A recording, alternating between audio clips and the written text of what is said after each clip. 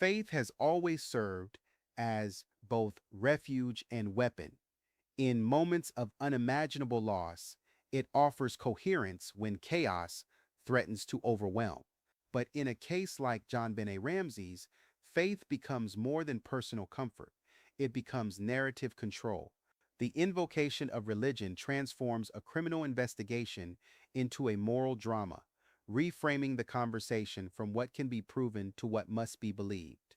In this space, truth is no longer a matter of evidence, but of conviction, and conviction becomes the ultimate defense.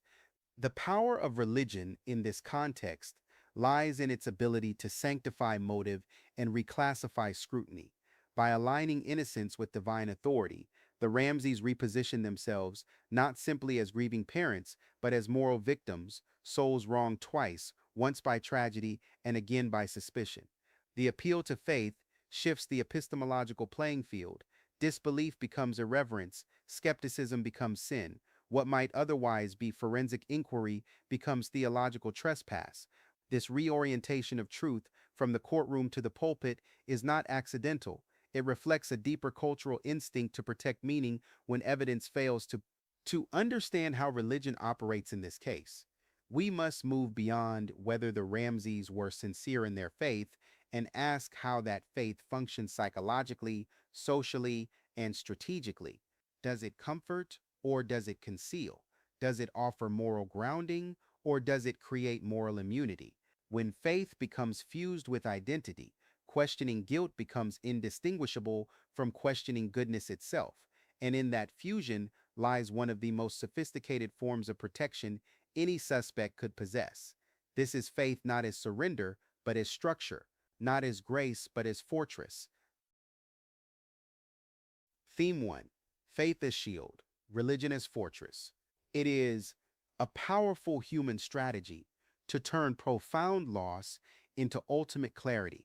By invoking God in an absolute personal conviction, the narrative moves from a police procedural governed by evidence to a moral drama governed by faith. This control over meaning is perhaps the most fundamental denial of uncertainty, a refusal to accept a reality where truth remains unknowable, replacing forensic fact with spiritual certainty. From a logical standpoint, the invocation of religious faith in a criminal investigation represents a category error, a conflation of moral truth with factual truth. When John swears to God he didn't do it, he's making a statement that operates in a different truth domain than forensic evidence. Legal proceedings require falsifiable claims subject to verification. Religious oaths operate in the realm of unfalsifiable spiritual conviction. The logical problem is that treating these as equivalent forms of truth assertion confuses rather than clarifies. A guilty person can swear to God just as convincingly as an innocent person. The oath proves sincerity of belief, not accuracy of claim. Yet, by framing innocence in religious terms, the Ramseys shift the burden of proof from legal standards beyond reasonable doubt to moral standards. Who would dare question someone's oath before God? This logical sleight of hand makes skepticism feel like sacrilege. Philosophically, this represents a profound move in how truth itself is understood and assorted. Western philosophy distinguishes between correspondence truth, claims matching objective reality, and coherence truth, claims fitting within consistent belief systems. The Ramseys' religious framing privileges coherence truth, their innocence coheres with their Christian identity, their role as parents, their self-understanding as moral people. This coherence feels true regardless of whether it corresponds to actual events. Philosophy of religion has long grappled with the question of whether sincere belief constitutes a form of knowledge, and the Ramseys' case illustrates this tension perfectly. They seem genuinely convinced of their innocence in a way that transcends evidence. It's not that evidence proves their innocence, it's that their innocence is self-evident to them, a foundational truth their entire reality is built upon. Philosophically, we must ask whether this kind of certainty serves truth discovery or impedes it by making one's own conviction immune to external challenge. The psychological function of religious framing in maintaining innocence narratives is extraordinarily powerful and well documented in the literature on denial and self-justification. When Patsy declares, "I don't give a darn how scientific it is, I didn't do it," she's exhibiting what psychologists call belief superiority, the conviction that one's internal certainty trumps external evidence. This isn't necessarily conscious manipulation, it can reflect genuine psychological integration of identity and innocence. For people with strong religious identities, being innocent and being Christian become psychologically fused. To question one is to threaten the other. This creates a psychological fortress where innocence cannot be separated from identity, making any suggestion of involvement not just wrong, but existentially impossible. The psychological literature on false confessions and false denials shows that people's self-understanding can sometimes override even their own memories, creating sincere beliefs that don't match reality. The Ramseys' religious certainty might be so psychologically integrated that they've convinced themselves at the deepest levels, making traditional deception detection meaningless. Physiologically, the invocation of faith during interrogation or confrontation serves to regulate the stress response in ways that might appear as either authenticity or practice performance. When someone calls upon religious conviction during high-stress questioning, the body's nervous system responds by activating parasympathetic pathways associated with calm and centeredness, the physiological opposite of the fight-or-flight stress response. This can manifest as the kind of composed certainty we see in John's "I swear to God" moment. Physiologically, this calmness can indicate either genuine innocence, no stress because nothing to hide, or sophisticated emotional regulation, stress management through practice religious framing. The physiological markers don't distinguish between these possibilities, which is why polygraphs often fail with deeply religious subjects. Their faith-based certainty produces physiological signatures of truth-telling, regardless of actual truthfulness. Understanding this physiological dimension helps explain why the Ramseys could appear both sincere and suspicious simultaneously. Their bodies were responding to their beliefs about their innocence, not necessarily to the objective facts of their involvement or non-involvement. From a forensic criminology perspective, the deployment of religious assertion as defense mechanism represents a sophisticated obstruction technique, whether intentional or not. Forensically, investigators need subjects to engage with evidence, to explain contradictions, to provide falsifiable claims that can be investigated. Religious assertions short-circuit this process by moving the conversation into unfalsifiable territory. How do you investigate someone's oath before God? How do you cross-examine spiritual certainty? Forensically, this creates a dead end where normal investigative tools become inapplicable. Moreover, the religious framing creates social consequences for investigators to push back against religious assertions, risks appearing hostile to faith itself, creating public relations problems and community backlash.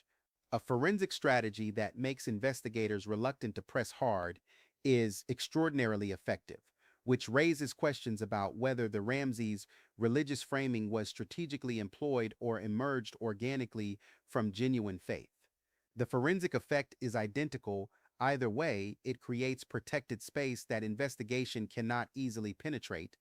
Anthropologically, the Ramseys' religious framing reflects deep cultural patterns in American Christianity regarding innocence, victimhood, and moral identity. In their cultural context, being Christian isn't just a private belief, it's a social identity that carries assumptions about character, morality, and trustworthiness.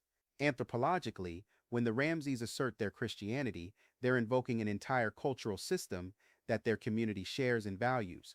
This creates an anthropological in-group/out-group dynamic where questioning the Ramseys becomes culturally coded as attacking Christian values themselves.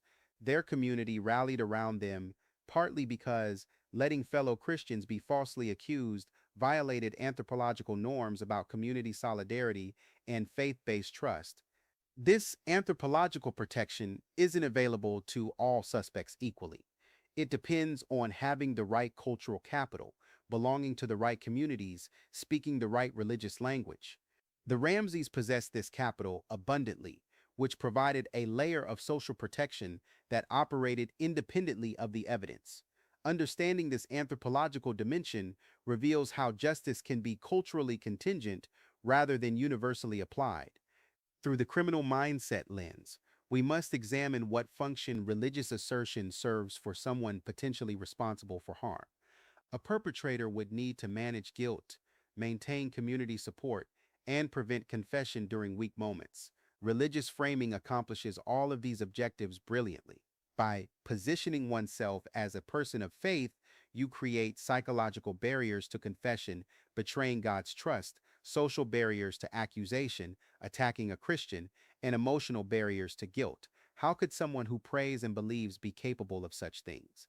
The criminal psychology literature shows that perpetrators often construct elaborate moral frameworks that allow them to compartmentalize their actions. They're good people who did something terrible under extraordinary circumstances, not fundamentally bad people. Religious identity serves this compartmentalization by providing a good person identity that remains untouched by the bad action. Whether the Ramseys employed religion strategically or clung to it desperately, the criminal mindset analysis reveals how effectively it serves defensive functions that a guilty party would need. What strikes me most profoundly about the religious dimension of this case is how it reveals the ultimate unfalsifiability of certain defense strategies. The Ramseys have constructed a fortress of faith that cannot be breached by evidence, logic, or interrogation because it operates in a different realm entirely, the realm of spiritual conviction and identity level certainty. This is either the most genuine expression of innocent people maintaining faith through unjust persecution, or the most impenetrable defensive strategy available to guilty parties seeking psychological and social protection. The haunting reality is that we cannot conclusively determine which, because both possibilities produce identical observable patterns. Faith becomes either the ultimate truth or the ultimate hiding place, and from the outside, these look disturbingly similar. In that ambiguity lies, perhaps, the deepest frustration of this case, that the very qualities that make the Ramseys appear sincere, religious conviction, emotional certainty, sustained consistency, are precisely the qualities that sophisticated defensive strategies would cultivate. We're left examining shadows, unable to determine whether we're seeing substance or clever projection. Theme 2: Selective Sanctification, when faith follows agreement. And we can look at it this way. I think the invocation of faith and religion as cover, as fortress, as ultimate defense. Now, I have nothing against faith. I'm a believer myself, so I understand the profound role faith plays in navigating crisis and maintaining hope. But I think there are certain moments where you become well aware of how you're framing a narrative. And I think there's something revealing about when and how religion enters the conversation. From a logical standpoint, the pattern we observe with the Ramseys is that faith and cooperation become possible only when investigators align with their preferred theory. Lou Smith embraced the intruder theory, and suddenly the floodgates of religious fellowship opened, praying together, affirming each other's Christian character, operating from shared spiritual certainty. But this pattern reveals a logical inconsistency. If faith truly governs your response to crisis, it should operate independently of whether people agree with you. The fact that religious cooperation appears contingent on investigative alignment suggests that faith is being deployed selectively, strategically, as a marker of trustworthiness available only to those who accept the Ramsey narrative. This logical pattern, faith as reward for agreement rather than principle, transcending disagreement, undermines the claimed primacy of religious conviction. Philosophically, this selective sanctification raises questions about the integrity of moral frameworks under pressure. Philosophy asks whether principles are truly principles if they're applied inconsistently. The Ramseys position themselves as people of unwavering faith, yet their willingness to engage in religious fellowship appears to waver based on whether investigators support or challenge them. This philosophical inconsistency suggests that faith might be functioning less as genuine spiritual foundation and more as social signaling, a way of identifying allies and excluding opponents. There's a philosophical concept called instrumental religiosity, where faith is employed to achieve secular goals rather than as an end in itself. The pattern we observe with Lou Smith suggests possible instrumental use. Religion becomes the currency of trust, dispensed to those who've earned it through agreement, withheld from those who persist in uncomfortable questions. Philosophically, this doesn't prove the faith insincere, but it does complicate claims that spiritual conviction transcends earthly investigations. If your faith cannot extend grace to investigators doing their jobs, perhaps the faith is more fragile or more strategic than presented. The psychological dynamics of selective cooperation reveal defense mechanisms operating at sophisticated levels of social calibration. When the Ramseys could pray with Lou Smith, but maintained adversarial relationships with other investigators, we're observing what psychology calls splitting, the division of people into all good or all bad categories with little middle ground. This is a defensive psychological mechanism that reduces the anxiety of ambiguity by creating clear allies and enemies. Psychologically, this serves important functions during crisis. It simplifies a complex situation, provides clear guidance on who to trust, and reduces cognitive load by eliminating the need to evaluate each interaction independently. However, splitting is also recognized as a primitive defense mechanism, one typically associated with less mature coping strategies. For innocent parents, splitting might emerge from justified fear that investigators are biased. For guilty parents, splitting serves the crucial function of identifying and cultivating allies while neutralizing threats. The psychological mechanism looks identical regardless of underlying guilt or innocence, which again places us in that frustrating space of behavioral ambiguity. Physiologically, the body's stress response to different investigators would vary based on perceived threat level, which might explain differential cooperation patterns. When meeting with Lou Smith, whom they perceived as ally, the Ramseys' physiology would reflect reduced threat response, lower cortisol, activated social engagement systems, genuine warmth and cooperation. When meeting with investigators they perceived as hostile, their physiology would reflect threat response, elevated stress hormones, defensive activation, guarded communication. These physiological states aren't consciously chosen, they're automatic nervous system responses to perceived safety versus danger. This physiological reality complicates our interpretation because the body's response reflects perception rather than objective reality. Whether investigators were actually hostile or the Ramseys projected hostility onto professional skepticism, their physiological responses and subsequent behaviors would be the same. Understanding this helps explain how the Ramseys could genuinely experience persecution even if investigators were simply doing their jobs thoroughly. The physiological truth of their suffering doesn't prove the accuracy of their persecution narrative. So, what begins as emotional refuge quickly becomes structural defense. Faith, once the language of comfort, turns into the grammar of control, deciding who is worthy of grace and who must be kept at a distance. The Ramsey's selective sanctification doesn't just expose belief under pressure, it shows belief becoming strategy. And strategy always has ripple effects. Because once trust is distributed according to allegiance, every act of cooperation becomes political, every prayer becomes a performance, and every investigator is forced to choose a side. Next, we move into that battlefield where religion meets procedure and conviction begins to divide the investigation itself.